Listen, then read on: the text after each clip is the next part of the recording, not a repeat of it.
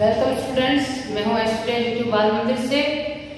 आज मैं आपको व्यावसायिक अध्ययन के पाठ 3 के टॉपिक पर्यावरण के आयाम के बारे में समझाऊंगी। इससे पहले हम व्यावसायिक पर्यावरण के महत्व और विशेषताएं पढ़ चुके हैं। वो किस तरह से एक व्यवसाय को प्रभावित करते हैं इसके बारे में मैं आपको समझा चुकी हूँ। एक व्यावसायिक पर्यावरण किस तरह से एक व्यवसाय को प्रभावित करता है इसके बारे में मैंने आपको पहले बताया है। आज हम पर्यावरण के आयामों के बारे में पढ़ेंगे। आयाम वर्ड का मतलब आप पहले से जानते होंगे। वैसे तो हिंदी में या फिर मैथ में इसका मतलब होता है लंबाई चौड़ाई। आयाम का मतलब होता है लंबाई या चौड़ाई, लेकिन यहाँ पे इसका मतलब है कि पर्यावरण कितना फैला हुआ है या पर्यावरण के अंदर कौन से तत्व आते हैं, यानी इसके डायमेंशन कितनी दिशा में फैला हुआ है। पर्यावरण के लगभग 5 आयाम ऐसे होते हैं जो व्यवसाय को अधिक प्रभावित करते हैं। ये 5 आयाम मैंने आपको बोर्ड पर लिखकर बताए हैं। पहला है आर्थिक पर्यावरण। पर्यावरण के आयाम 5 होते हैं। इसमें पहला आर्थिक पर्यावरण है, दूसरा है कानूनी पर्यावरण, तीसरा राजनीतिक पर्यावरण, चौथा तकनीकी पर्यावरण और पांचवा सामाजिक पर्यावरण। इन पर्यावरण के सारे घटक और तत्व एक व्यवसाय को प्रभावित करते हैं। इसीलिए एक व्यवसाय को हमेशा इन पर्यावरणों का ध्यान रखना चाहिए। हमेशा ही देखना चाहिए कि ऐसे पर्यावरण में, जैसे कानूनी पर्यावरण में क्या बदलाव आ रहे हैं, आर्थिक पर्यावरण में कौन से बदलाव आ रहे हैं या राजनीतिक पर्यावरण में कौन से बदलाव आ रहे हैं, इसका ध्यान उसे हमेशा रखना चाहिए। एक बिजनेस के अंदर या एक व्यवसाय के अंदर जो भी निर्णय लिए जाते हैं उन निर्णयों से पर्यावरण को कोई प्रभाव नहीं पड़ता। एक बिजनेस के अंदर कोई भी फैसले लिए जाते हैं तो उसका पर्यावरण को क्या प्रभाव पड़ेगा? सिर्फ उस बिजनेस, इस व्यवसाय को ही प्रभावित होंगे, उनके कर्मचारी प्रभावित होंगे, उसका पर्यावरण से प्रभावित नहीं होगा। लेकिन एक पर्यावरण में हो रहे बदलावों में की वजह से एक व्यवसाय को प्रभावित होना पड़ता है। पर्यावरण में जितने भी बदलाव होते हैं उसकी वजह से व्यवसाय भी प्रभावित होता है। इसीलिए जो भी बदलाव होते हैं पर्यावरण में, इसके लिए व्यवसाय को पहले से तैयार रहना चाहिए और बदलते जो भी बदलाव हो रहे हैं उन बदलावों पर ध्यान रखना चाहिए और नजर रखनी चाहिए। आर्थिक पर्यावरण में कौन से बदलाव होते हैं? जैसे टैक्स रेट चेंज होना, जैसे इंटरेस्ट रेट चेंज हो जाना। इंटरेस्ट रेट जो बैंक लोन इंटरेस्ट रेट होती है उसका ऊपर नीचे होना या उसका चेंज होना, टैक्स रेट का चेंज होना, होम जो और भी बहुत सारे जैसे है प्रॉफिट अर्निंग रेशियो चेंज हो जाना, जीडीपी चेंज होना। इस तरह सारी चीजों के चेंज होने से कहीं ना कहीं व्यवसाय को फर्क पड़ता है। इसलिए आर्थिक पर्यावरण में ये सारी चीजें आएगी। डिटेल में मैं आपको समझाऊंगी अभी थोड़ी देर में। कानूनी पर्यावरण मतलब नए कानून कौन से बन रहे हैं, सरकार कौन से नए कानून लागू करवा रही है, क्या भाई व्यवसाय उन कानूनों का उल्लंघन तो नहीं कर रहा है जो नए कानून बने हुए हैं या जो बनाए हैं उन्हें उनका जो व्यवसाय है कहीं उल्लंघन तो नहीं कर रहा। एक व्यवसाय जो है कानून के अंदर जो नियम बनाए गए हैं उन नियमों के खिलाफ नहीं जा सकता, उनका उल्लंघन नहीं कर सकता।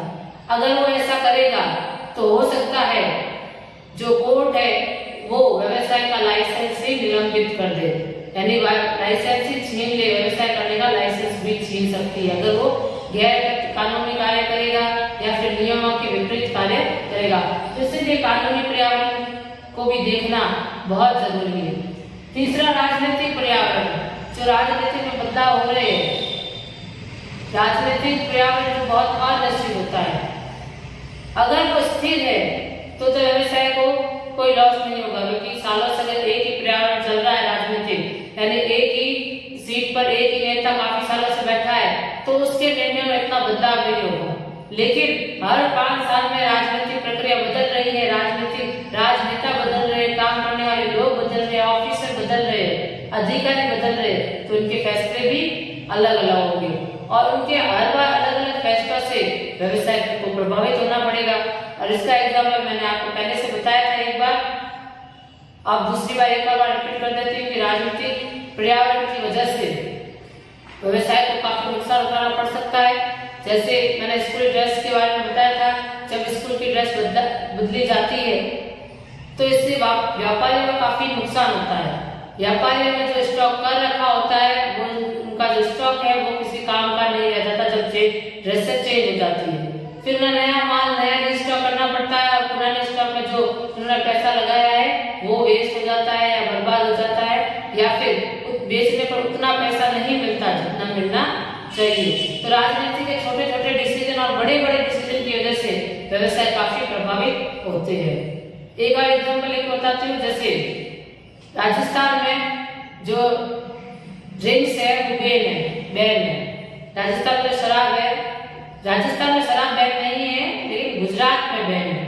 गुजरात में जो है शराब बैन है लेकिन राजस्थान में नहीं है।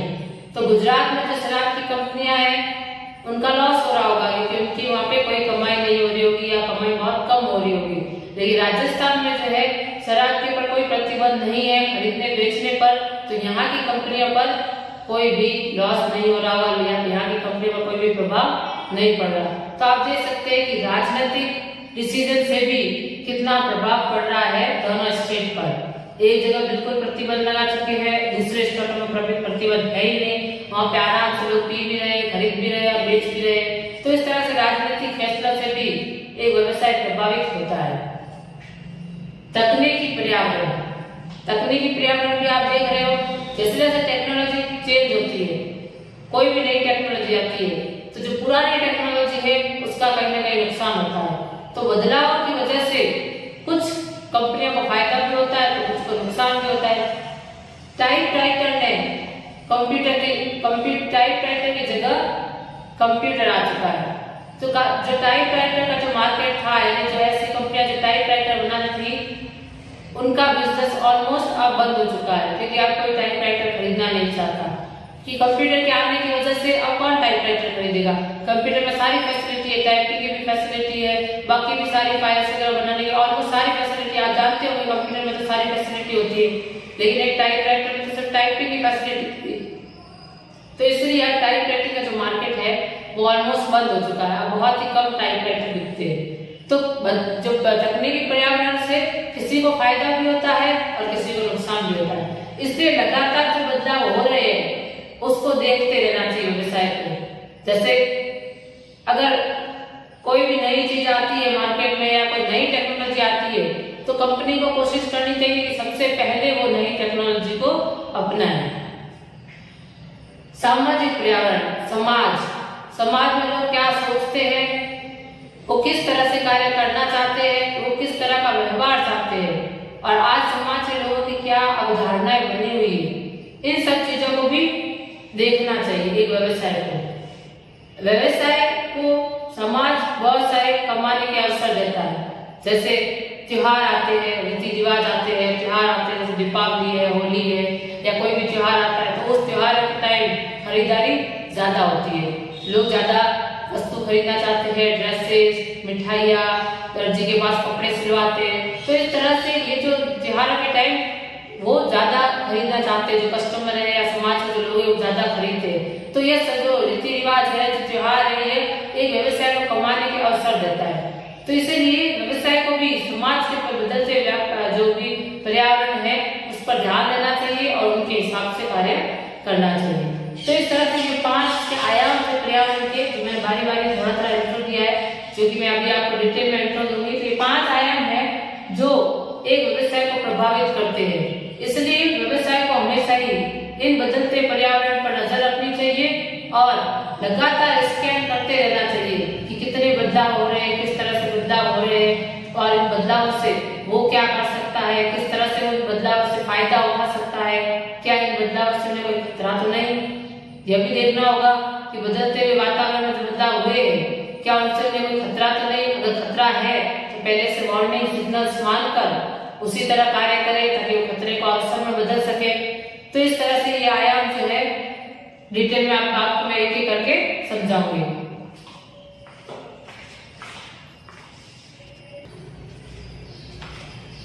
अब देखिए, पहला है आर्थिक पर्यावरण।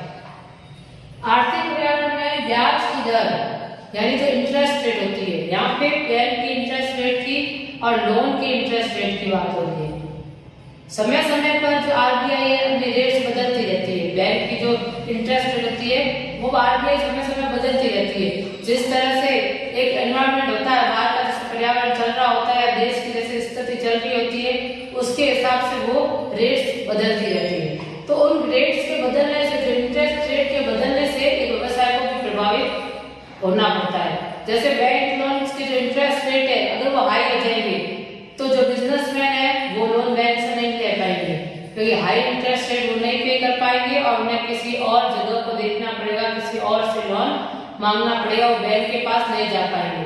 और यही का अगर बैंक इंटरेस्ट रेट कम हो जाएगी तो वो बैंक से आसानी से लोन ले सकते हैं, क्योंकि बैंक जो इंटरेस्ट दर है वो बहुत कम होगी और वो आराम से बैंक से लोन लेंगे, क्योंकि बाहर के मार्केट में लोन लेना में महंगा पड़ेगा तो वो बैंक से लोन लेंगे। तो इस तरह से जो इंटरेस्ट रेट चेंज होती है तो जो एक बिजनेसमैन है उसको डिसीजन लेने में ये सोचना पड़ेगा कि उसे कहाँ से लोन लेना है, बैंक से लोन लेना है या दूसरी जगह से लोन लेना है। तो ये इंटरेस्ट बदलने से भी व्यवसाय को फर्क पड़ता है।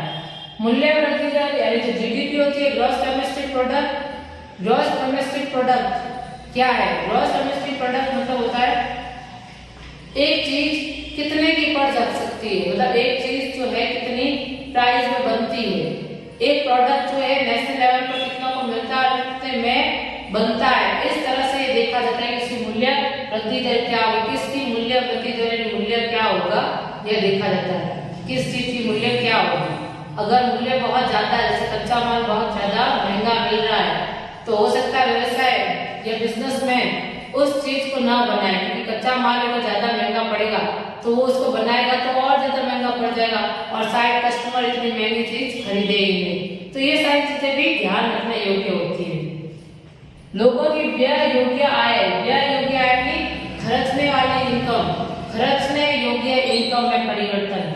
अगर पहले जैसे जो एक इंसान है, एक व्यक्ति है, वो अपने 50,000 की कमाई में 30,000 खर्चता हो, लेकिन आज के इस महंगाई के युग में अगर वो ज्यादा बचाना चाहता है या 35,000 उसको खर्चने पड़ रहा है, उसकी सेविंग थोड़ी कम हो गई है या फिर खर्चे ज्यादा बढ़ने से वो लग्जरी आइटम पर फोकस नहीं कर पा रहा। जैसे आज की जो आप देख रहे हैं कि महंगाई इतनी बढ़ गई है कि बहुत सारे लोग हैं जिनकी महीने की सैलरी भी पूरी नहीं पड़ती।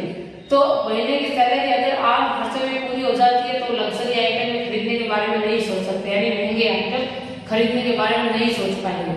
तो उस समय जो ऐसी कंपनियां जो लग्जरी आइटम बनाती है तो वहां पे भी काफी उनको प्रभाव पड़ेगा, उनकी बिक्री कम होगी। जैसे आज आप देख रहे होंगे कि इतनी महंगाई है तो लोग बड़े महंगे लग्जरी आइटम नहीं खरीद पा रहे। जैसे बड़ी एलसीडी टीवी है जो 1-1 लाख रुपए में आती है, या 1-2 चीज जैसे कार है जो 10-20 लाख की आती है, वो आप नहीं खरीद पा रहे क्योंकि उनकी इतनी कमाई नहीं है इस कोरोना काल की वजह से, क्योंकि उनके घर खर्च में ही पूरी कमाई खर्च हो जाती है। तो इस तरह से जो उनकी आय में परिवर्तन होता है उसका प्रभाव भी व्यवसाय में पड़ता है। शेयर बाजार के सूचकांक है, यानी जो शेयर मार्केट के इंडेक्स होते हैं, शेयर मार्केट आपने सुना होगा शेयर मार्केट की जो सूचकांक है इंडेक्स जो भी ऊपर नीचे होता है तो इसका प्रभाव भी डायरेक्ट एक व्यवसाय पर पड़ता है। रुपए का मूल्य, यानी रुपए के मूल्य चेंज हो जाए। एक पहले 10 रुपए में पहले के जमाने से आप कंपेयर करोगे 10 रुपए में काफी चीज आ जाती थी, आज 10 रुपए में कुछ नहीं आता, बहुत कम चीज आती है। सब चॉकलेट्स आ सकते हैं और कुछ नहीं आता 10 रुपए में। तो इस तरह से रुपए की जो वैल्यू है बदलती रहती है। तो उस बदलते हुए रुपए की वैल्यू के हिसाब से व्यवसाय को अपने बिजनेस में निर्णय लेने होंगे। पर्याप्त साधारण मूल्य, साधारण पर्याप्त में कुछ आर्थिक तत्व है जो व्यवसायिक उद्यम में प्रबंधन कार्य को प्रभावित करते हैं। तो ये कुछ साधारण पर्यावरण, कुछ आर्थिक तत्व थे। ये जो सारे आयाम है ये साधारण पर्यावरण के है, और इस साधारण पर्यावरण के जो ऊपर मैंने अभी आर्थिक तत्व बताए हैं, इनकी वजह से एक प्रबंधक उद्यम के प्रबंध को प्रभावित होना पड़ता है, उनके कार्य को प्रभावित कर सकते हैं। एक उद्यम में जो प्रबंधन के सारे कार्य को ये सारे तत्व प्रभावित करते हैं। कोई भी निर्णय लेने से पहले उन्हें इन सारे तत्वों के बारे में सोचना ही पड़ेगा। लोन लेना है तो पहले देखना पड़ेगा इंटरेस्ट रेट क्या है। कोई लग्जरी आइटम बना रहे हैं तो उसके बाद देखना पड़ेगा कि एक माहौल कैसा चल रहा है, कितने लोग लग्जरी आइटम खरीदना चाहते हैं, कितना खर्चा करना चाहते हैं वो। इस तरह से सारी छोटी मोटी बातें जो है वो देखनी पड़ेगी। पर कैपिटा इनकम कितनी है, जो ट्रेड लेवल क्या चल रहा है, शेयर मार्केट की हालत क्या चल रही है, इन सब चीजों का फर्क एक बिजनेसमैन पर बिजनेस पर पड़ता है। इसलिए इन सारे तत्वों को पहले से ही देखना चाहिए और स्कैन कर लेना चाहिए ताकि इनमें हो रहे बदलावों का फर्क या प्रभाव एक व्यवसाय पर बुरा ना पड़े, सकारात्मक ही पड़े। इसके लिए पहले से इसकी तैयारी करके रखनी चाहिए। दूसरा है सामाजिक पर्यावरण, जो समाज से जुड़ा हुआ है। सामाजिक पर्यावरण में सामाजिक शक्तियां सम्मिलित है। सामाजिक कौन सी शक्तियां सम्मिलित है? वो है रीति रिवाज, जो कल्चर है हमारे त्योहार, हमारे जो ट्रेडिशन चल रहे हैं वो है हमारे रीति रिवाज, मूल्य यानी अवधारणाएं, सामाजिक बदलाव जो अपने समाज में बदलाव हो रहे हैं एवं व्यवसाय से समाज की अपेक्षाएं आदि, और एक बिजनेस से जो भी समाज उम्मीद करता है, जो भी अपेक्षा करता है, उन सारी चीजों में ये सारी चीजें जो है सामाजिक पर्यावरण में आती है। सामाजिक पर्यावरण की ये सारी शक्तियां है, इन चीजों में बदलाव होने से भी एक व्यवसाय को प्रभावित होना पड़ता है। जैसे त्योहार है, त्योहार के आने से उस समय जब त्योहार आते हैं तो वो वित्त अवसर देते, वित्त अवसर प्रदान करते, व्यवसाय में पैसा कमाने का मौका देते। उस समय व्यवसाय अधिक पैसा कमा सकता है। जैसे क्रिसमस के आने पर कार्ड्स वगैरह हो गए, दिवाली के आने पर ड्रेसेस हो गई, होली के आने पर रंग हो गए, कलर्स हो गए। तो इस तरह से ये जो रीति रिवाज है ये भी एक व्यवसाय को काफी मदद करते हैं। सामाजिक बदलाव है, समाज में आज पहले के जमाने से काफी अलग बदलाव आया है। पहले तो गर्ल्स और बॉयज को समान नहीं माना जाता था, उनके लिए अलग अलग तरीके रखे जाते थे, लेकिन आज गर्ल्स और बॉयज को समान रखा जाता है। अब उनमें कोई भेदभाव नहीं किया जा सकता, एक मैन और वुमेन में कोई भेदभाव नहीं होता। तो जो व्यवसाय है वो अपने कर्मचारी की जब नियुक्ति करता है तो वो भी उनसे भेदभाव ना करे। जब एक कर्मचारी, दो कर्मचारी है, एक वुमेन कर्मचारी है और मैन कर्मचारी है, तो उन दोनों में भी एक व्यवसाय को प्रभाव, एक व्यवसाय को उनमें भी भेदभाव नहीं करना चाहिए, क्योंकि सामाजिक बदलाव होने के साथ साथ व्यवसाय को अपने अंदर भी बदलाव करने होंगे। अगर समाज में ये अवधारणाएं चल रही है कि मैन और वुमेन में कोई फर्क नहीं करना है, तो यह बदलाव व्यवसाय को भी अपने अंदर अपनाना पड़ेगा। उससे भी जब नियुक्ति के समय या सैलरी देते समय एक मैन और वुमेन में कोई भेदभाव नहीं करना चाहिए। और व्यवसाय से समाज की अपेक्षाएं, एक व्यवसाय जो समाज से काफी अपेक्षाएं रखता है, अच्छा माल मिले, उनको कस्टमर जो है ये अपेक्षा रखते हैं कि अच्छा माल मिले, व्यवसाय इस तरह से चीजें बनाए कि उससे समाज को कोई नुकसान ना हो। इस तरह की छोटी बड़ी अपेक्षा रखते हैं जो एक व्यवसाय को पूरी करनी होती है। तो इन सारी अपेक्षाओं में जो भी बदलाव हो रहे हैं या फिर रीति रिवाजों में अगर कोई बदलाव हो रहे हैं, समाज ये मूल्य में भी, अवधारणाओं में कोई बदलाव हो रहे हैं, तो इन सारे बदलावों को देखते हुए एक व्यवसाय को अपने निर्णय लेने चाहिए। अगर वो इन सामाजिक पर्यावरण को इग्नोर कर देगा, वो सोचेगा कि ये सामाजिक पर्यावरण में बदलाव हो रहे तो होने दो, हमें इससे क्या। व्यवसाय ये भी सोच सकता है कि सामाजिक पर्यावरण में बदलाव हो रहे तो हमें इससे क्या, हम क्यों बदले। तो इस तरह की सोच रखने वाले व्यवसाय लंबे समय तक नहीं टिक पाएगा, क्योंकि आपके व्यवसाय का काम तो समाज में ही करना है, और अगर वही समाज के हिसाब से, समाज के बदलाव के हिसाब से काम नहीं कर पाएगा तो फिर वो लंबे समय तक टिक भी नहीं पाएगा। तो इसलिए सामाजिक पर्यावरण बहुत जरूरी है एक व्यवसाय के लिए।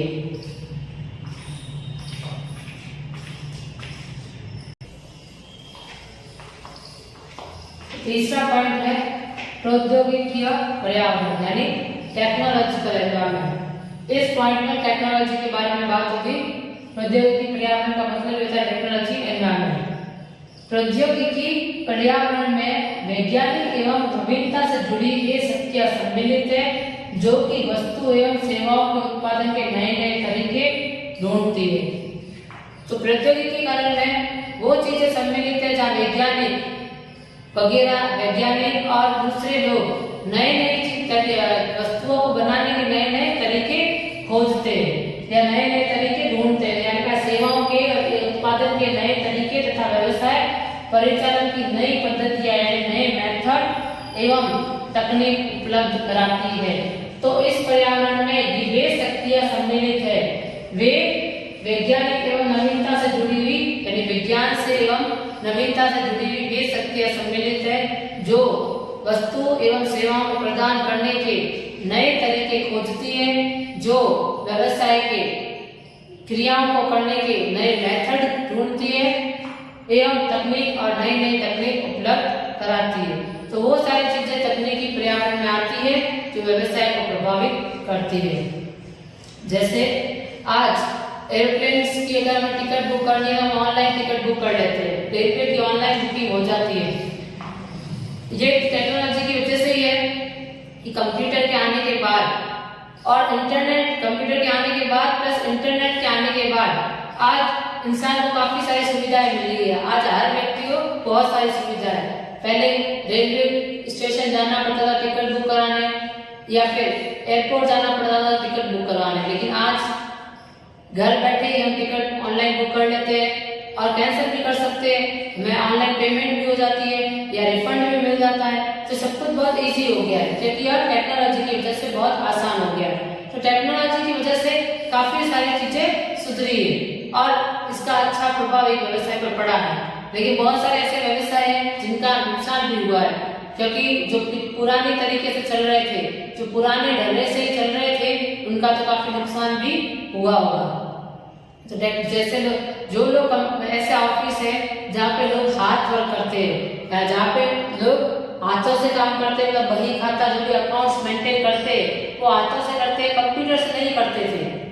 और वहाँ के लोगों को अगर कंप्यूटर नहीं आता होगा तो वहाँ के जो कंप्यूटर के आने की वजह से अगर उस व्यवसाय ने कंप्यूटर्स को नहीं अपनाया तो वहाँ वो व्यवसाय काफी पीछे रह गया और हो सकता है वो मार्केट से बाहर ही हो गया होगा। कंप्यूटर जितना तेजी से वर्क करता है उतना तेजी से वर्क एक इंसान नहीं कर पाता, तो इस वजह से काफी नुकसान उनको उठाना पड़ सकता है। तो भलाई तो इसी में है कि जैसे टेक्नोलॉजी बदल रही है उस बदलते वातावरण के साथ व्यवसाय को भी बदल लेना चाहिए, बदलाव के साथ आगे आगे बढ़ना चाहिए। तो यह उसके लिए भी आसान होगा और वो भी टिका रह पाएगा इस कॉम्पिटिटिव मार्केट में।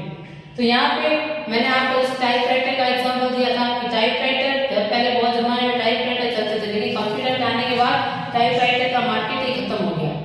अब जो टाइपराइटर बनाने वाली कंपनियां हैं वो बिल्कुल ही बंद हो चुकी है। बहुत कम कंपनियां शायद बची होगी जो टाइपराइटर बनाती होगी, क्योंकि अब इस जमाने में कोई टाइपराइटर खरीदता ही नहीं। अब सब कंप्यूटर ही खरीदना चाहते हैं क्योंकि कंप्यूटर में बहुत सारी फैसिलिटी मिल रही है। तो तकनीकी बदलाव होने की वजह से किसी व्यवसाय को नुकसान भी हो सकता है और किसी को फायदा भी हो सकता है। तो जैसे तकनीकी पर्यावरण में बदलाव होता है तो एक व्यवसाय को उस पर्यावरण को देखना चाहिए, परखना चाहिए, उसको स्कैन करना चाहिए ताकि इस बदलते पर्यावरण, इस बदलाव का भी वो फायदा उठा सके। जो भी बदलाव हो रहा है इसका फायदा उठा सके, इसको खतरे को अवसर में बदल सके, जो भी स्थितियां चलती है उसको अवसर में बदल सके। अब है तो ये प्रौद्योगिकी पर्यावरण में यही था कि टेक्नोलॉजी के बदलाव की वजह से व्यवसाय पर भी प्रभाव पड़ता है और ये प्रभाव कैसा पड़ेगा, सकारात्मक भी पड़ सकता है और नकारात्मक भी पड़ सकता है। तो व्यवसाय को दोनों चीजों के लिए तैयार रहना चाहिए और पहले से पर्यावरण का अध्ययन करते रहना चाहिए, इसको स्कैन करते रहना चाहिए ताकि सही समय पर वो आने वाले खतरे को भांपकर अवसर खोज सके। राजनीतिक पर्यावरण, व्यवसाय की सफलता में राजनीतिक स्थितियों का महत्व होता है। राजनीतिक जो भी स्थिति चलती है, राजनीतिक स्थितियां एक स्टेट पर जो भी राजनीतिक स्थिति है, क्या चल रहा है, वो व्यवसाय को लेकर क्या सोचते हैं राजनेता, जो मेन जैसे हमारे सीएम है राजस्थान के, वो व्यवसाय कौन से व्यवसाय को लेकर क्या सोच रहे हैं, व्यवसाय को लेकर क्या नियम बना रहे हैं। नेशनल लेवल पर देखें तो टैक्स रेट क्या रखी जा रही है, सरकार जो है टैक्स रेट रखती है, तो किस व्यवसाय पर कैसी टैक्स रेट रखती है या किस व्यवसाय को कितनी छूट देती है, उसके आधार पर ही व्यवसाय एक अपने आगे के निर्णय ले सकता है। तो व्यवसाय की सफलता में राजनीतिक स्थितियों का भी महत्व होता है और ये आप भी भली बात जानते होंगे कि राजनेता जो भी निर्णय लेते हैं उसका सीधा सीधा प्रभाव बिजनेस पर पड़ेगा। कभी ना अगर सीधा ना भी पड़ पाया तो थोड़े टाइम बाद तो डेफिनेटली पड़ेगा, लेकिन राजनीतिक डिसीजन का प्रभाव तो एक नेता पर पड़ता, एक व्यवसाय पर पड़ता ही है। राजनीतिक अशांति एवं कानून व्यवस्था में खतरे के कारण व्यवसाय क्रियाओं में अनिश्चितता आ सकती है। अगर राजनीतिक अशांति है, यानी जो भी राजनीतिक स्थिति यानी पॉलिटिकल स्थिति चल रही है, पॉलिटिकल एनवायरनमेंट है, उसमें बिल्कुल भी स्थिरता नहीं है और कानून व्यवस्था भी सही नहीं है, तो इन दोनों का प्रभाव सीधा व्यवसाय पर पड़ेगा। व्यवसाय के लिए भी एक खतरे का ही निशान होगा। व्यवसाय पर भी सीधा सीधा इनकी अशांति और कानून के खतरे का सीधा प्रभाव पड़ सकता है। सरकारी अधिकारियों का व्यवसाय के प्रति दृष्टिकोण का व्यवसाय पर सकारात्मक अथवा नकारात्मक प्रभाव पड़ सकता है। जो भी सरकारी अधिकारी है उनका व्यवसाय के प्रति क्या दृष्टिकोण है, यानी जो भी सरकारी अधिकारी है उनका व्यवसाय की तरफ जो नजरिया होगा उस नजरिए के आधार पर ये व्यवसाय पर सकारात्मक असर भी पड़ सकता है और नकारात्मक असर भी पड़ सकता है। तो दोनों की स्थितियों में जैसे एक सरकारी अधिकारी है वो सोचे कि शराब बिकना बैन नहीं होना चाहिए, यानी हमारे राजस्थान में या और कोई स्टेट में शराब बिकना बैन नहीं होना चाहिए, तो शराब वाली कंपनी में तो फायदा ही है, उनके लिए तो अच्छा ही है, उनकी शराब को ऊपर में बिक सकती है, उन्हें छुप छुपा के बेचने की जरूरत नहीं है, वो आराम से पैसे कमा सकते हैं, तो उस कंपनी के लिए फायदा है। लेकिन किसी राज्य में शराब बिकना बैन है तो वहाँ की शराब बनाने वाली कंपनियों को वहाँ लॉस उठाना पड़ सकता है, वहाँ पे लॉस होता भी है उनका। तो इस तरह से सरकार का क्या दृष्टिकोण है व्यवसाय की तरफ, उस दृष्टिकोण के आधार पर ये व्यवसाय पर प्रभाव पड़ता है। वो प्रभाव सकारात्मक भी पड़ सकता है और नकारात्मक भी पड़ सकता है। तो जैसे उनका दृष्टिकोण होगा वैसा प्रभाव पड़ेगा। इसलिए व्यवसाय को पहले से ही राजनीतिक पर्यावरण पर भी अपनी नजर रखनी चाहिए कि राजनेता क्या सोच रहे हैं या सरकार क्या बदलाव करने वाली है। उन बदलावों के आधार पर उसे पहले से ही तैयार रहना चाहिए ताकि आगे जाकर उसको कोई नुकसान ना उठाना पड़ सके। ठीक है, तो अब मैं अगला पॉइंट समझाती हूँ।